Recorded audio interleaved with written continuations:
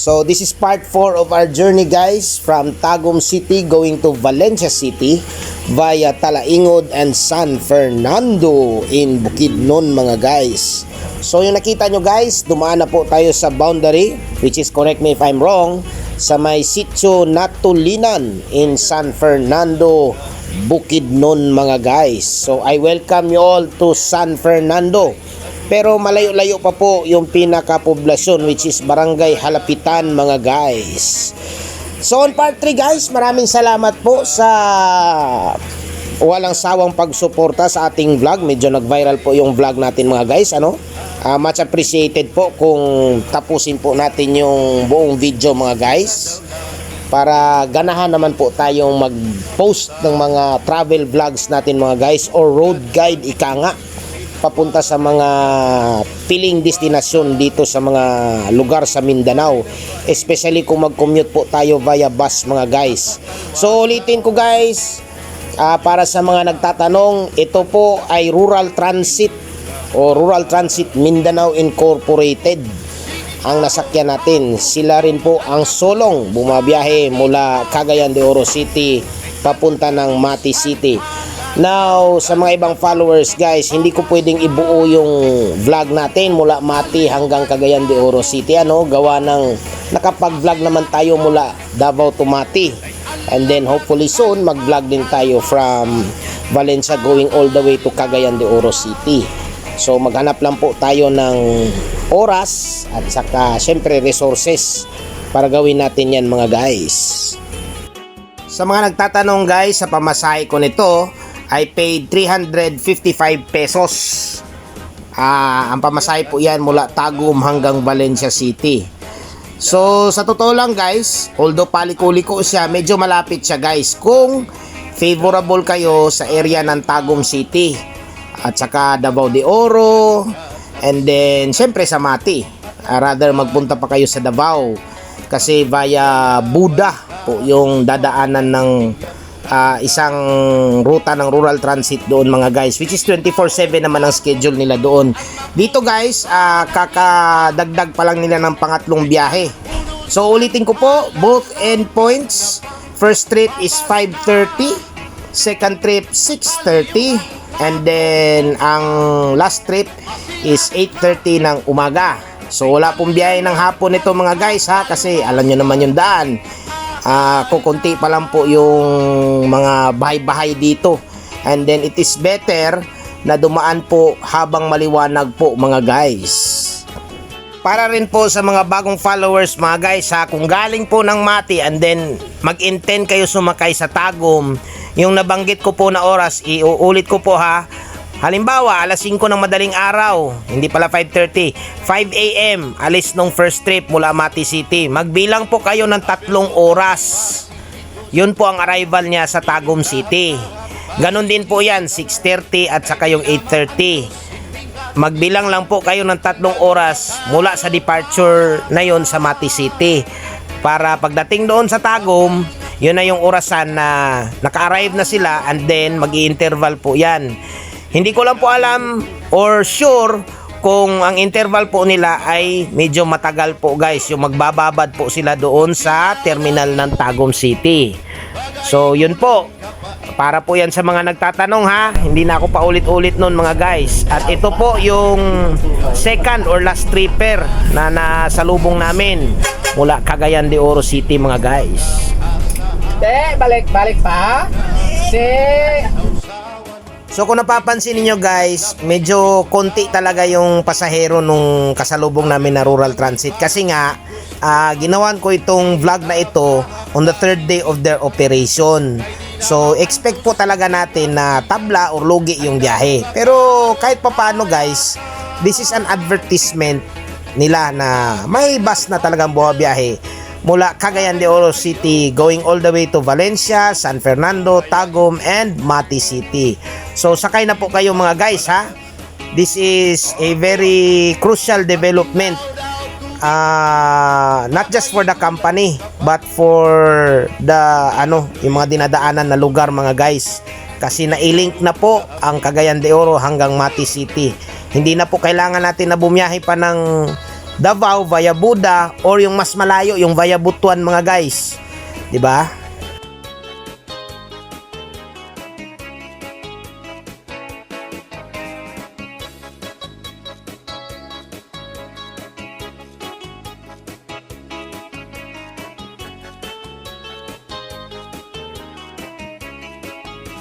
Adis naras ang nasumsuman, bis mag-irig lumit mag-ada, diyan mag-ilog pintukada, bisan dunan. At nandito na po tayo sa crossing ng Barangay Kalagangan in San Fernando, Bukidnon. So shout out po sa mga followers or bagong followers natin dyan sa Barangay Kalagangan in San Fernando, Bukidnon.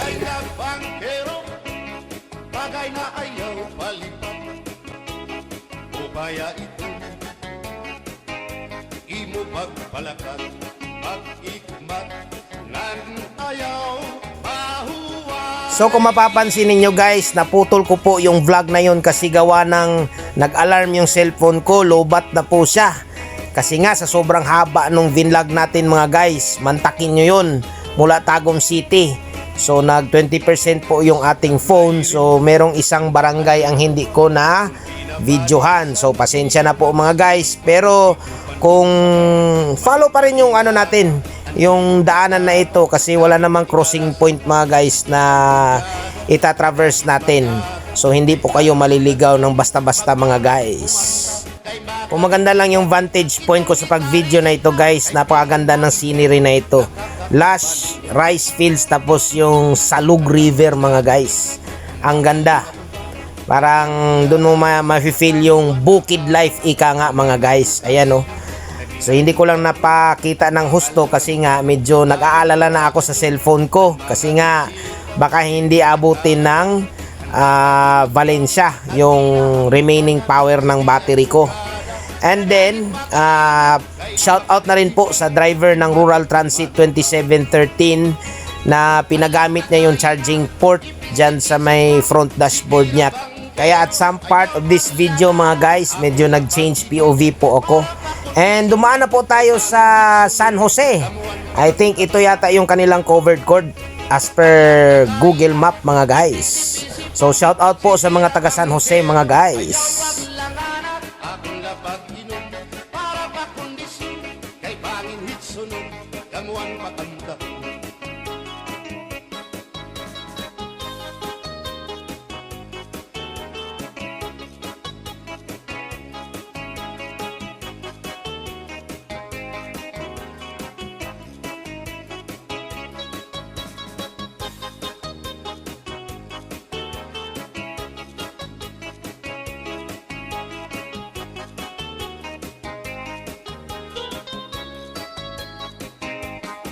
Manabit ang bahal nga tuwa kay ang iarasa damo ang nahanga.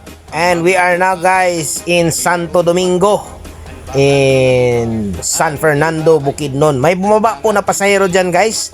I think if not mistaken galing po yun ng Talaingod. Nakalimutan ko po, or sa Tagum. So shout out po sa mga taga Santo Domingo mga guys. I don't know if it is a barangay or a sitio po mga guys. Pero ayaw paglangana, akong lapag inom, para pa kondisyon, kay bangin hitsunod, kamuan pakanta. Alat tagay na, ipisi-pisi pa, sige na bangkero, ayaw paglangana, akong lapag inom, para pa kondisyon, kay bangin hitsunod, kamuan pakanta.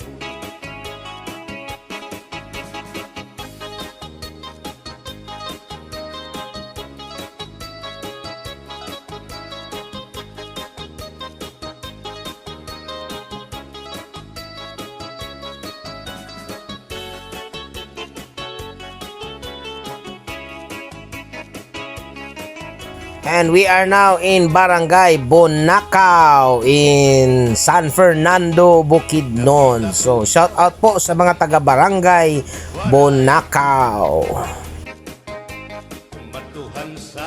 Kumatuhan sayaw, waray Sumayaw hinchatsa, sumayaw hinchatsa, waray waray karigo, kay may Nakita ko ikaw, waray uan. Kumatuhan sayaw, waray uan. Sinmayaw hinchatsa, waray uan. Waray karigo, kay may uan. Sindulalaki may batuta, nga iturubalhan panguntra, kababayan na panguntra, pinabatuta. Sindulalaki may batuta, nga iturubalhan panguntra. And nandito na po tayo sa quarantine area ng Namnam in San Fernando, Bukidnon. So kailangan po tayong bumaba doon guys, footbath muna. So hindi mawawala talaga sa Bukidnon kung tatawid po tayo itong mga quarantine stations kasi for the safety of their livestock mga guys. Iniiwasan po nila yung mga nakakahawang disease lalo na sa mga baboy like foot and mouth disease. So nandito na po tayo sa barangay Namnam in San Fernando, Bukidnon. So shout out po sa mga taga barangay Namnam. Ang ganda ng pangalan nyo. Parang sigurong may taong kumain dyan at ninanamnam niya ng husto kaya naging barangay Namnam. Joke lang yun mga guys ha.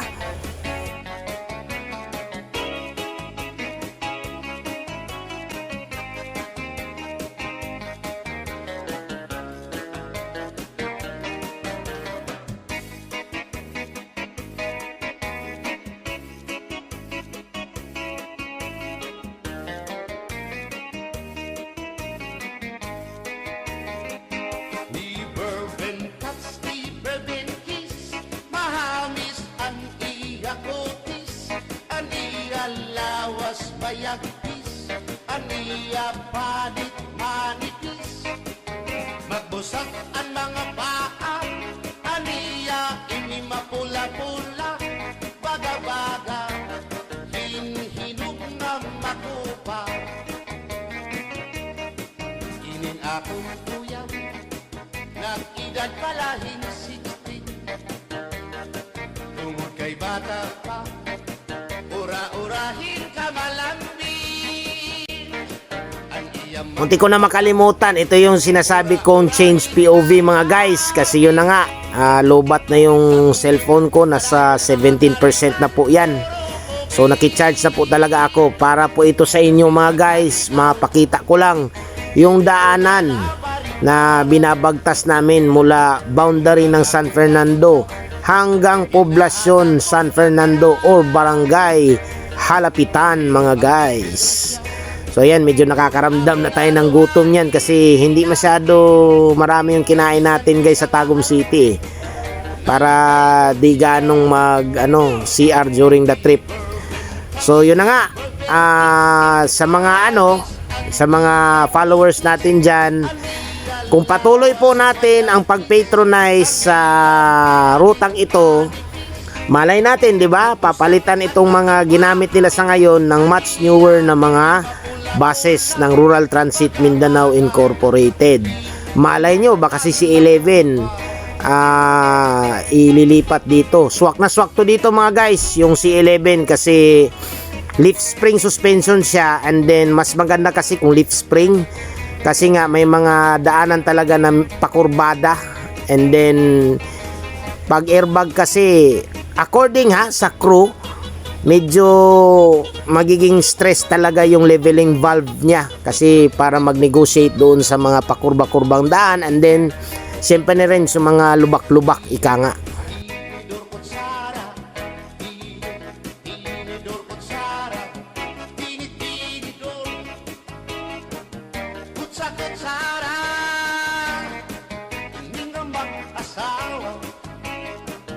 Ang trabaho na nila, kada pangaunla,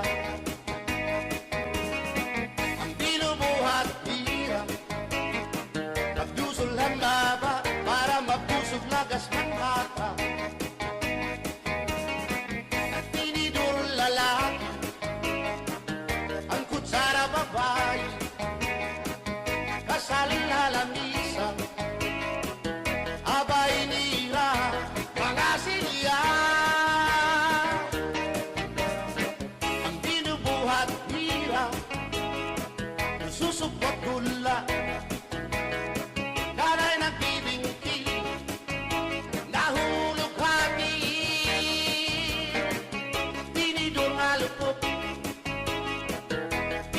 kutsara para kitong loto naluksuin sura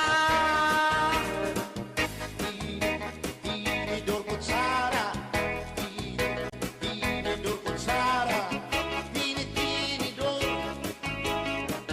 kutsara.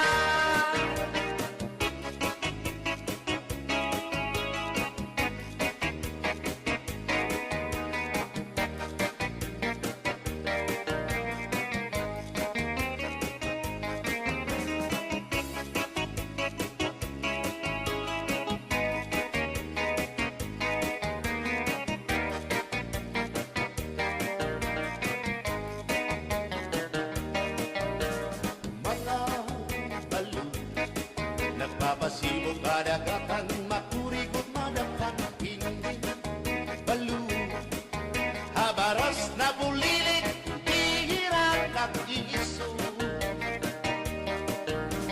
Ay, inday, kamakurikot pagkatun, baga-baga kagudla, hindi balo. Kung nalakad ka na sisinan at kung saan lahat tabi. At yan, pinaupo na po ako sa front seat ng ating inspector dyan mga guys. So shout out po sa inspector ng Rural Transit Mindanao Incorporated for giving up his seat para at least makavideo naman ako ng maayos mga guys.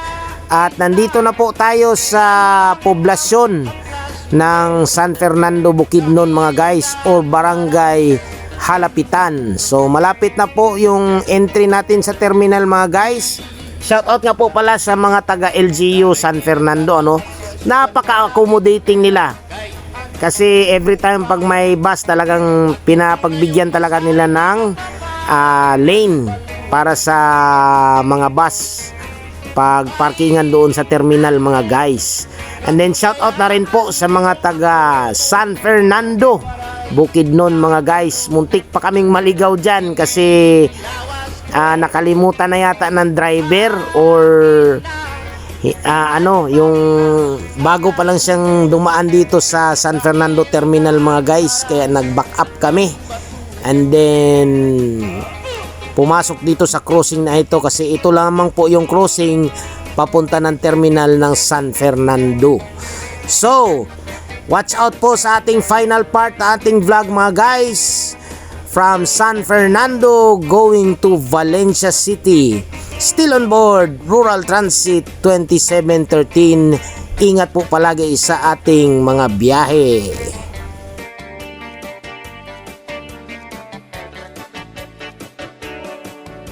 Dirikagad sang kayanay nga makakapita, hindi sasabdan ulit mo nga asawa, maruruban maupay mo nga pamilya, magraraot lubog ng resulta.